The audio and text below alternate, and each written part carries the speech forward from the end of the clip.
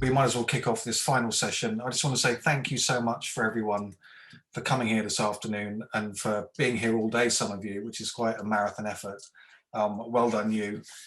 There's normally a bit of time sort of after lunch where you flag a bit, and by now we're probably all ready to sort of go off and do something else and have a drink and go home or whatever it is. So thank you so much for sticking around all day. Thanks so much for all your questions and for being part of this, and for being sort of so friendly and everything in all our correspondence. So thank you so much. Probably for me, it's probably easier if people want to sort of speak out loud and grab my attention or put their hands up. Fran, yep, you can unmute, please. Okay. Thanks, Paul. Can you hear me okay? I can, yeah. Okay, lovely, thank you.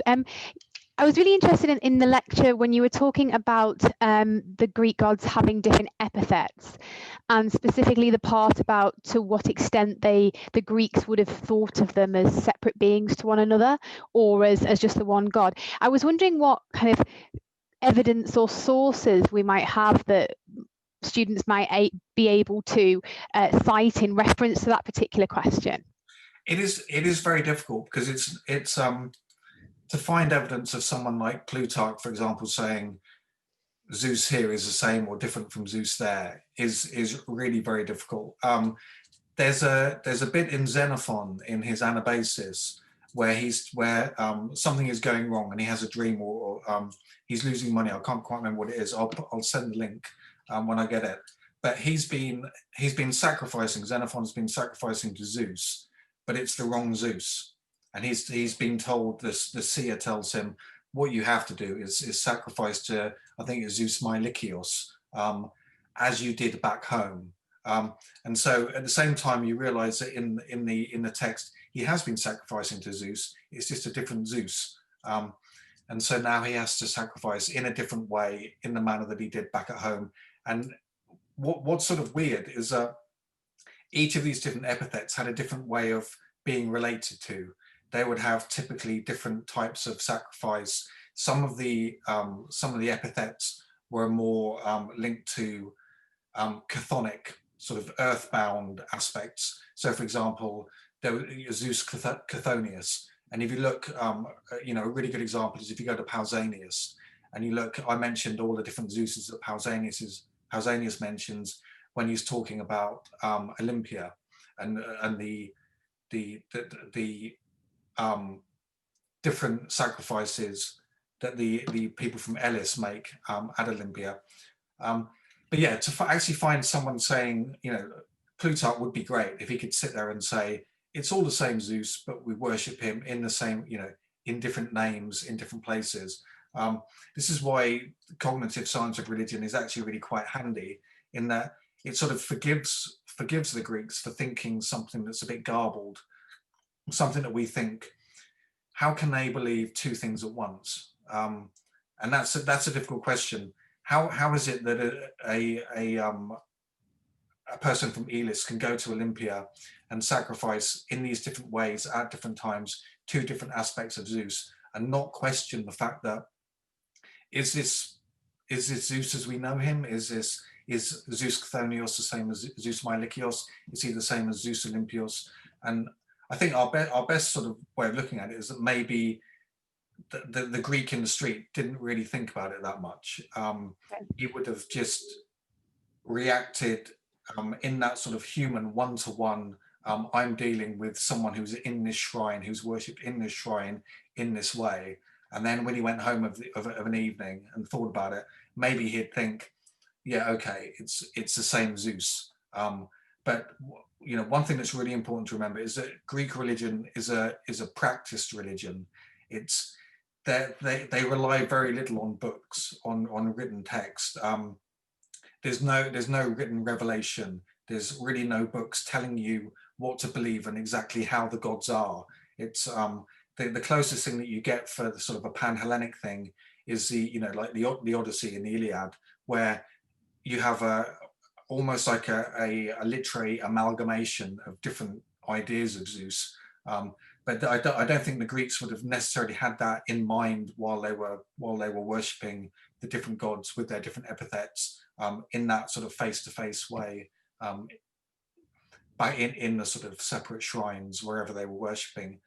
One of the best things that actually shows this is I gave sort of snippets of the sacrificial calendar of Urkia, and I've got, if I share the screen, this might be a bit out of focus, so bear with me. So this is a sacrificial calendar of Urkia, and this is something that I posted online with the other resources. For those who don't know, Urkia is one of the demes of Attica. So we've got Athens over here, and then Urkia is just over there to the west.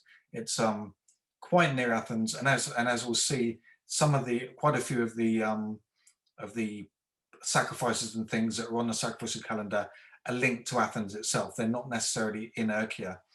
But what we see is that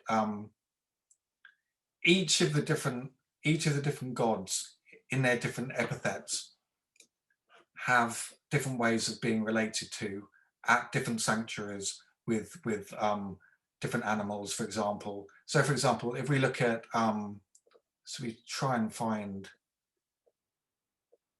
so there's already a few Apollos. Okay, so at the beginning, in the month Metageddon, for Apollo, Lycaeus, in the city, so that's probably in the city of Athens, a sheep. They would have sacrificed a sheep to him.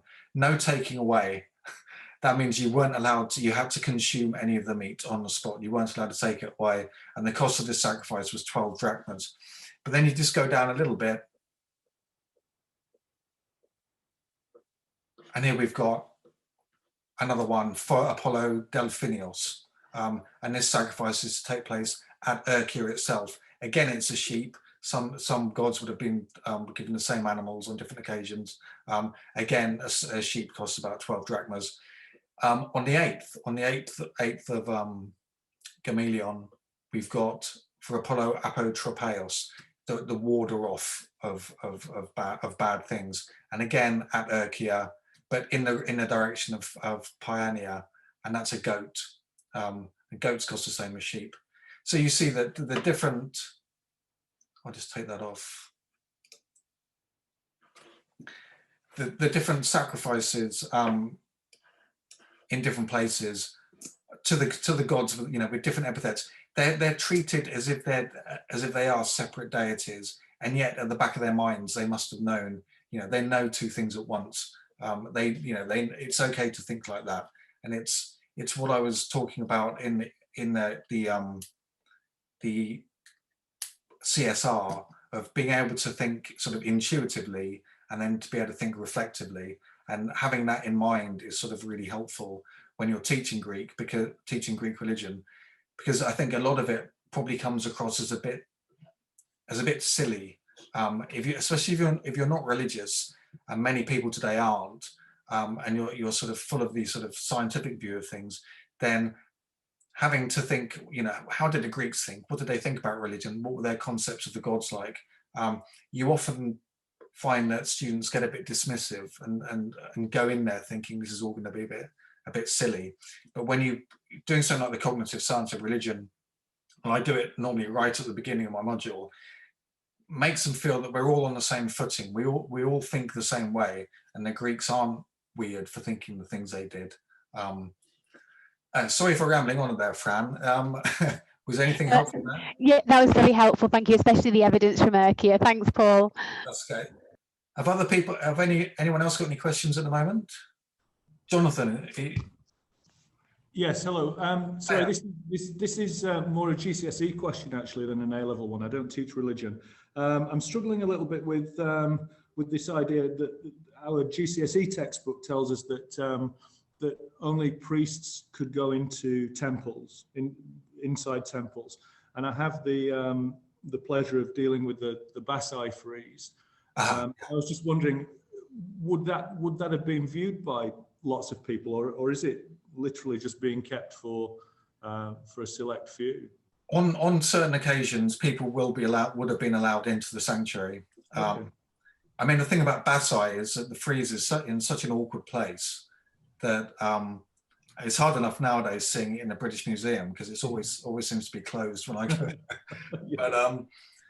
but yeah, these things would have been seen, and people were allowed into the temples. There would potentially have been parts of the temple that would have been for priests only, but to go into to the main bit and seeing the statue of the god would have been allowed. Right. Okay. As far as I know. So, but then you've got to think about things like Basai. I mean, the frieze was high up. It's very dark in there. How much can actually be seen is a big question there. And then you're asking, who is it for? Who, is this for the gods to see? Is this for the people to see? Yeah. It's one of those sort of difficult things. But you'll probably find that, as with everything in Greek religion, there isn't any one correct answer. Okay, so for different sanctuaries, they would have had different rules about who could go in and when they could go in, and what were the rules about going in. Another thing actually that links in with cognitive science of religion is this idea of purity and miasma, and again you've got this idea of what the Greeks called a temenos. The cut, it comes from temno, to cut, the cut off sacred space, and often more important than sort of not being allowed into the temple was the idea of being clean enough and having the right level of purity, and having got rid of miasma to enter any sacred space, that sort of thing, which is another thing that I can talk about that in a bit more detail if anyone's interested about that. But also finding sacred texts. You get lots of sacred texts which tell you these rules about who can enter sanctuaries and who can't enter sanctuaries. And it might be that there is something written, I'm not aware of it, but there might be something written about Basai saying, you cannot enter this bit at a certain date or something. But myself, I'm not aware of where that information comes from. No, I didn't know, and it seems fairly certain, that they're asserting that people could not go in, which seemed quite strange to me, and I don't know it well enough to challenge that. Yeah, what I'll do, I'll see if I can find, and then I'll post it to everyone so they can get the information. The only place it would come from would be from a sacred law, or maybe if Pausanias says I went to Basai but I wasn't allowed in. Right. Something like that. But what I'll do, I'll see if I can find out where that information comes from. Okay, that's great. Thank you. That's okay. But as I say, what you'll find with most Greek religion is nothing. People were talking about this earlier about how sort of A-level and GCSE people like definite answers, and rather than sort of being open to reflection, it's more sort of, okay, this is what happened, this is what so and so says. But especially when you get to something like Greek religion, you start to realize there is no firm ground. You're dealing with, I think Robert Parker has this really, in his Greek Religion 2011, he's got this really good metaphor of Greek religion, and it doesn't just go for Greek religion, it is all history. It's like an archipelago. So you've got these little islands of information, and in some areas these islands are sort of big enough for people to live on, or for roads to sort of, and especially if you look at Athens, all of the inscriptions, all of the stuff written about Athens, the religious practices of Athens are sort of quite a big archipelago, quite a big island in this archipelago. But the rest of Greek religion is different. It's all over the place. It's just like little snippets that are often contradictory. And again, when we're talking about what did the Greeks believe, there is no Greeks. There is no man in, the man in the street. There's men and women in the streets, and there's lots of different streets, and they all believed in different ways. So how any individual Greek would have seen and would have considered what Zeus was like would have been different from his family and his neighbors and everything. So it's very, very difficult to get a grasp on Greek religion as a whole. And I'd say possibly contradiction and having no firm ground is actually probably the way forward, is probably more truthful and a better way of knowing that you're grasping the situation than having sort of easy ideas and concepts that you think cover everything, because whatever you think, something will contradict it somewhere else. Any more questions at the moment? Hi, Paul. Elizabeth. Hi, Elizabeth. I've just been teaching about deme religion, which is equally rather a little bit nebulous. And I actually struggled. It talks about how was it financed, and I was struggling to work out how deme religion was actually financed. And could you please help me there? Thanks. So for the deme itself? Yeah. Yeah, I mean, what you'll find is that the different spheres of religion at different levels, the funding comes from again different places within that. So whatever political structures there would have been in the deme, the money would have come from their sort of coffers themselves, and whether there was taxation of the people within the deme, and that goes on towards religious matters, is, that's one way of paying for it. But what you'll find that, again, it's written in sort of sacred text and in a lot of the inscriptions, telling you exactly where the money is coming from. And this changes again through time. So for classical Athens, it's different from how it will be in the Hellenistic and then going into Roman period, when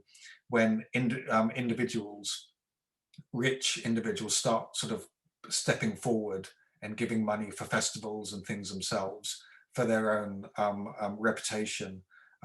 There would have been some of that earlier on. So there would have been some of that in classical times where sort of, the aristocracy and the rich people would have been paying some of their money towards the religion that was happening at that deme level. But again, this is something that wouldn't have been there before the coming of democracy. Say everything changes depending on what period of time you're looking at. But having said that, I'm no expert on where the money comes from. So again, you'll be looking at relying on sacred texts and on texts and on inscriptions. Things like one of the Urkia thing, when it's going on about 12 drachmas here and 12 drachmas there. This comes from I got the text from Attic inscriptions online, which I'll just. And it's an excellent website which you might want to get your students to have a look at, because they not only do they have really good translations of the text and then links to the Greek if you're interested in that, but they've also got a really thorough analysis of the text with notes and sort of links to books and things. So if you go on there, and if, for example, you look at Urkia, there might be notes on there telling you where this funding came from, where this 12 drachmas was meant to have come from. But say I'm not an expert myself on sort of that financial side of things. But again, it's a moving not moving feast, but it's something that changes at different times and in different places. So it might even be that different demes paid in different ways, which is probably not a really helpful thing for me to say, but. Thank you very much. No, I was doing some reading around it, and I thought it was a movable feast as well. Yeah, thanks. Okay, do we have any more questions at the moment? What I was wondering was, I start off my teaching with the cognitive science of religion because it's a way of, as I said, getting everyone on board, getting your students to put themselves thinking like the Greeks and not sort of separating themselves and saying, why are they thinking such nonsense? But seeing that we're all humans, we all think the same way. We all think that the dying bollard looks like a dying bollard, and we all feel sorry for it.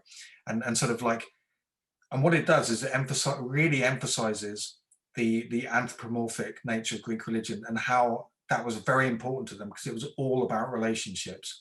And I said before, everything about Greek religion, it's to do with its ritual, it's doing. It's less to do with reading and thinking about it. It's more to do with the actions. It's very pragmatic. It's orthopraxy, doing stuff in the right way, rather than orthodoxy, thinking the right way. So it's all about sort of doing stuff and sacrificing and having, and everything you think about, sacrifice is a way of communicating, of building up that relationship with the gods, setting up votives, having sanctuaries. Everything is about having this relationship, and this relationship is made even more important. It's made even more sort of tangible because the Greeks humanize their gods so much. I mean, obviously the question is, how much do they believe that the gods had this human form? And we can't, that everyone says, yes, the gods have this human form. But you'll find later thinkers obviously saying, you know, this is just a metaphor. But the truth is we can't say any one thing. We cannot say this is what the Greeks believed, because different Greeks would have believed different things at the same time. But this is, you know, this is the sort of the helpful thing about the cognitive science of religion, is you realize that it's all about, the important thing is all about this relationship. And if you get your head around this, the fact that this anthropomorphism is, you know, isn't a silly idea, it's actually a relatable idea that makes the Greeks relate even more strongly and have even more, you know, even better, stronger relations with their gods, then it makes things a bit more easy to understand. Rebecca, you've got your hand up. I've been trying to figure out how to phrase this question, actually, and I'm not sure. So I thought I should probably just speak and see if it could come out. But when you mentioned the sanctuary, so we've been looking at Olympia this week, and the connection. But I wonder whether or not there's a way through this sort of cognitive religion. Thinking about it that way, to talk about the relationship between the actual earth and the chthonic worship of Zeus there next to the Olympian Zeus there, and at the same time this sort of the use of the river, in that it has to be that particular river, doesn't it, that's used to make the paste with the ashes, and that sanctuary. And and I think it's probably the same for everybody else, that last year I had none of my students were religious at all, and had no route into it other than a sort of very intellectualized one. And this year I've got students who are Jewish, Muslim, pagan, which makes a really lovely mix. Yeah. For it, and so, but they've become really interested in this idea of the sanctuary space and the actual ground of the sanctuary itself, and how that works in a holistic way. I'm just really trying to think of a route in for us to explore it a bit further. And I wonder if this might be it. Yeah, it's difficult. It's very much about that relationship, and it is a very physical relationship. The fact that when, you know, the Alphaeus, the water comes from the river Alphaeus to mix with the ashes to make the ash mound. The fact that when you sacrifice to Zeus in his chthonic guise, you know, Zeus Chthonios, you're normally sacrificing something like a ram or something, and the blood goes down into the ground. And then when you're sacrificing to Zeus Olympios, you're on a raised altar, and the smoke and everything is going up into the heavens. But again, it's very sort of localized. That Zeus Olympios is over there, and his ash altar is over there, and the river's over there, and the place that you sacrifice to Zeus Chthonios is this sort of little Bothros or pit here. Again, you've got this real sort of and not anti-intellectual, just unintellectual. It's not sort of thinking, stepping back and thinking in a very intellectual way. It's more instinctive. Everything about it is instinctive and not reflective. But yeah, how to actually balance up this idea of the sort of Olympian and the chthonic, and whether there's any sort of physical way into understanding that. I don't know. It's a very tricky one. And the other thing is that the cognitive science of religion is quite a new thing, and I think people are working on it now, trying to it's been around for a good 20 or more years, thinking about why people are religious and how religious thinking works and that sort of thing. But the difficulty is actually then using the examples that we've got from Greece, and joining the two together. I'd really recommend this. This is Jennifer Larson's Understanding Greek Religion, and it's a really good introduction, sort of general introduction to the study of Greek religion. And what she does, she ends with every chapter with sort of 3 examples from specific aspects of Greek religion and tries to tie them in to the cognitive science of religion. So, you know, what you'll find in the future is that people will start to take these different aspects, like the chthonic and the Uranic, the Olympian aspects of these gods, and work out, you know, how that corresponds to the way that we think. You know, it might go back to a more sort of like structuralist thing as well. And again, the tendency to think in sort of opposites and you know, and that sort of thing, and to bring them together in sort of transcendent ways. But yeah, like everything in Greek religion, it is very difficult. And I'm sure, Rebecca, I haven't answered your question at all, but but it's all very interesting.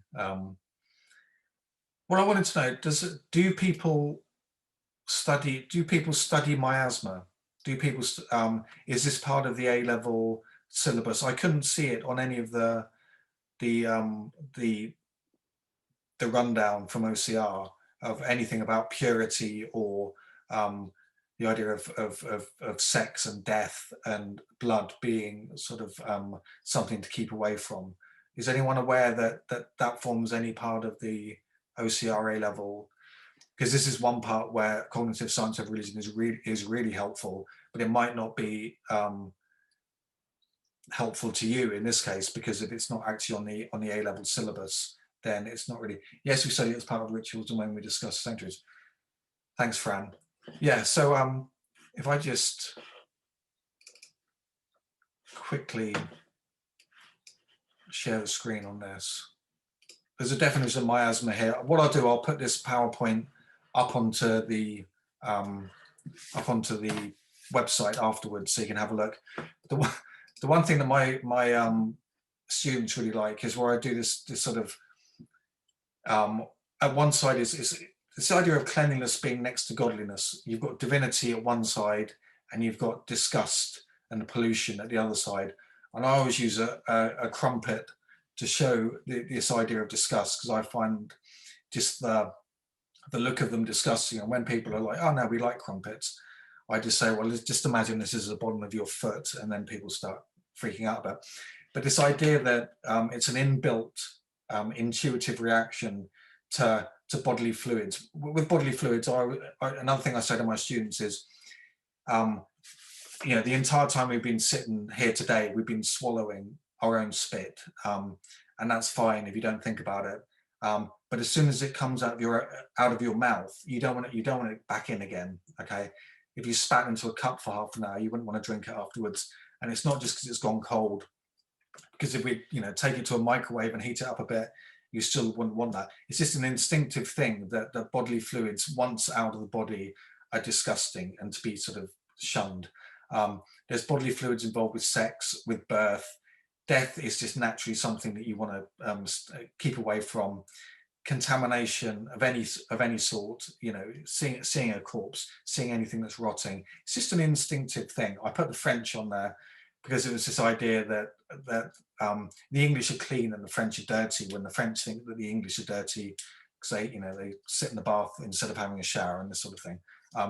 But this sort of duality between purity and pollution, and the fact that it's so ingrained in Greek religion that all of these things, sex, birth, death, any contamination, are things that you had to get rid of, had to be sort of clean from. You had to be clean from this miasma before you enter the temenos, the cut-off sanctuary.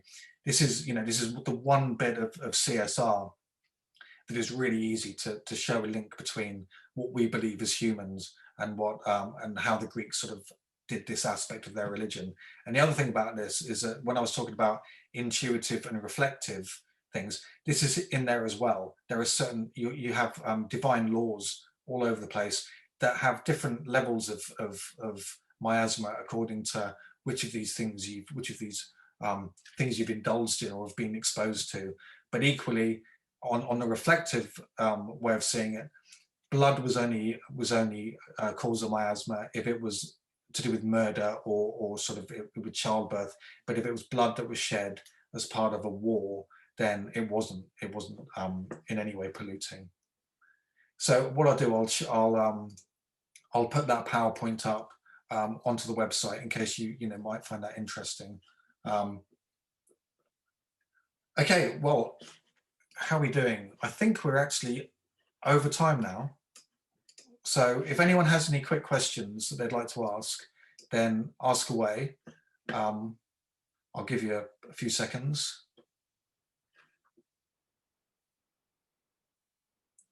No, otherwise, what I'll say,